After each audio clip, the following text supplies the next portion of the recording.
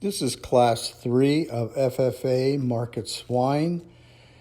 They range in weight from 239 pounds to 269 pounds. The first exhibitor is Andrew Oswald of Campbell FFA. Second exhibitor, Emma Paolini of Gilroy FFA.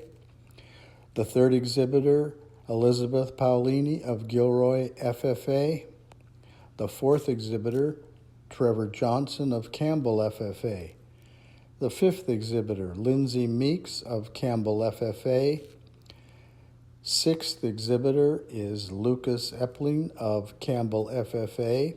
The seventh exhibitor, Seth Binns of Campbell FFA. And the eighth exhibitor is Wesley Stewart of Campbell FFA.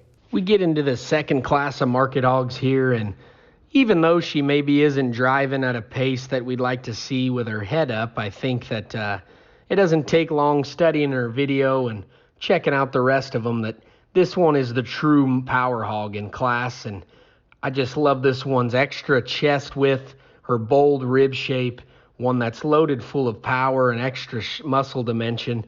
And then when you study her across the ring, I think she's good in the angle of her shoulder. She's appropriate in the set she has up there into her knee. And I think that one that just plants and tracks square and true in terms of her hind leg.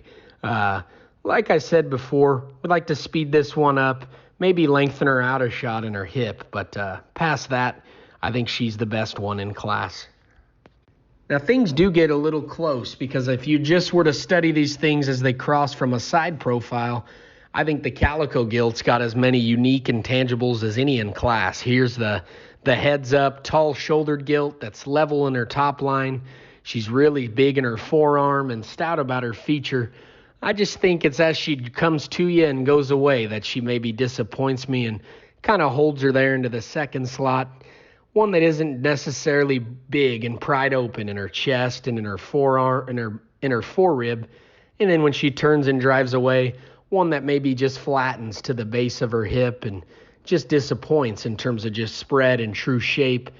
But past that, it is her attractive look and design and extra feature that keep this one into second. After first and second, I think a guy could prioritize a few different ways and end up with a different placing. For me personally, the young lady's belted gilt that comes in 3 driving here out on shavings is the one that I like third best.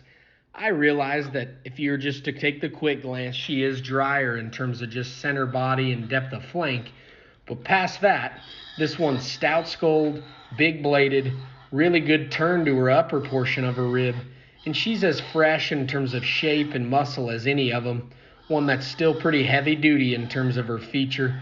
Like we said before, if this one's softened up and just maybe a shot fleshier, I think she could work her way up the lineup.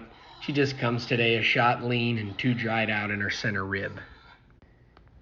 Things get closer for me in 4 and 5, and I'm going to go ahead and elect to use the young man's black-headed target hip gilt to slide in there into 4th.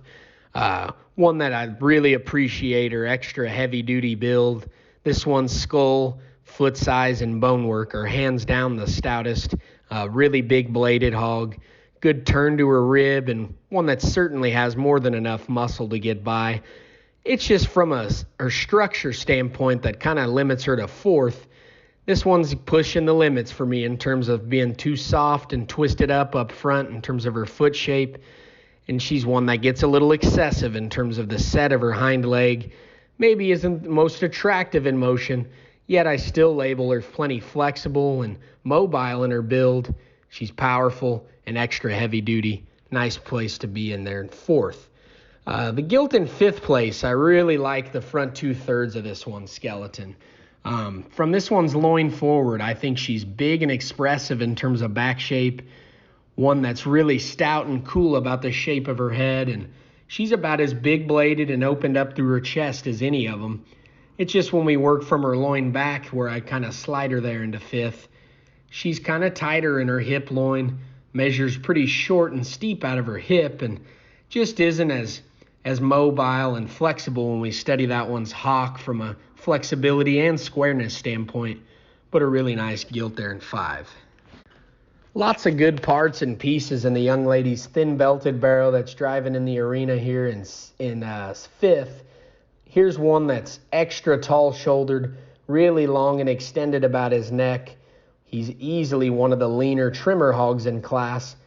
He's one that maybe just tightens up there for me in his ham loin, and he's a bit excessive from a muscle standpoint when you step in behind him, and consequently, one that just wants to bow ever so slightly on his hock and plant on the outer portion of his foot.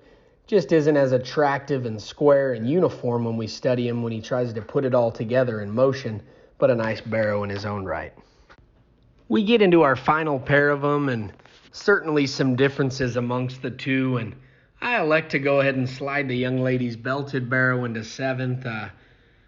Obviously this guy is nursing a bit of an injury there and has a little bit of a hitch in his giddy up, if you will, but it's pretty obvious to tell that which one, at their prime was the better show hog. And even at the state they're in now, I think this one holds the advantage easily in terms of cutability and lean muscle shape. One that's ultra tall shouldered, extended about his neck, really bold and robust about his rib. Just one that we need to fix the rear skeleton in this guy. He's a shot shorter in his hip, and like I said earlier, pretty evident that this guy's packing an injury there in his right hind leg, but a really nice barrow in his own right. Then we round out the class with the young man's solid black barrow, and certainly got to give him the nod in terms of one that's plenty functional in terms of flexibility and range of motion. For me, it's just from a composition and builds and design standpoint where he kind of sorts to the bottom end of this deal. One that's just a little too compact and thick about the shape of his skull and his neck.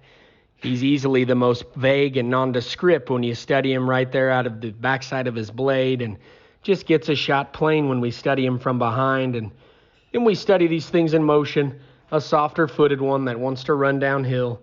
He's got some extra set there to his hind leg and could benefit from some extra stoutness of feature, but in a really nice barrow in his own right to round out this class.